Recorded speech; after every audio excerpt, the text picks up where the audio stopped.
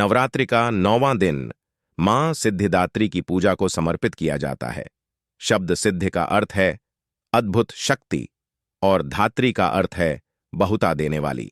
इसलिए मां सिद्धिदात्री का माना जाता है कि वह सभी दिव्य आकांक्षाओं को पूरा करती हैं। मां सिद्धिदात्री को पूर्णता की देने वाली माना जाता है। वह अपने भक्तों को ज्ञान और आध्यात्मिक ज्ञान प्रदान करती है।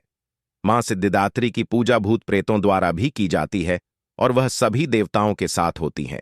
मां सिद्धिदात्री की कहानी उस समय शुरू होती है जब हमारा ब्रह्मांड केवल गहरे अंधकार के भीतर एक गहरी शून्यता था।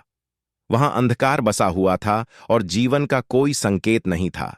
इस समय देवी कुष्मांडा ने अपनी मुस्कान की ब्लिंक के रोशनी के साथ ब्रह्मांड को बनाया।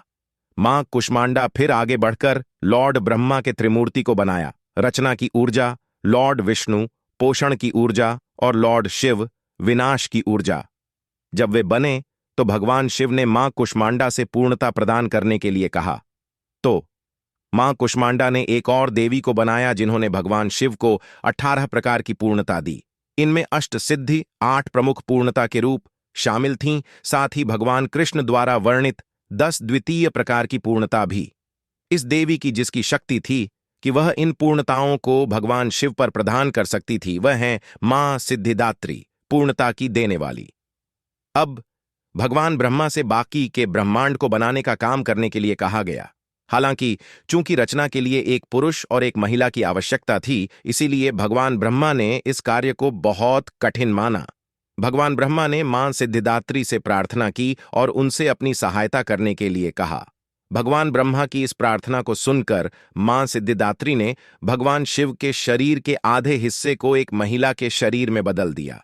इसलिए भगवान शिव को अर्धनारीश्वर, अर्ध आधा, नारी महिला, ईश्वर, भगवान शिव का संकेत भी कहा जाता है।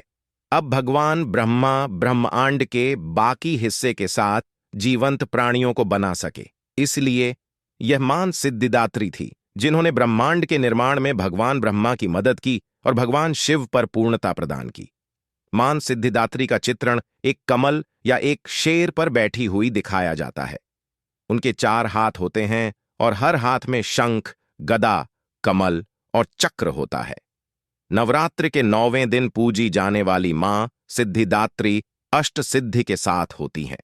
इस माना जाता है कि मां सिद्धिदात्री अपने भक्तों को आध्यात्मिक ज्ञान से आशीर्वाद देती हैं और वह ज्ञान के द्वारा अज्ञान का नाश करती हैं।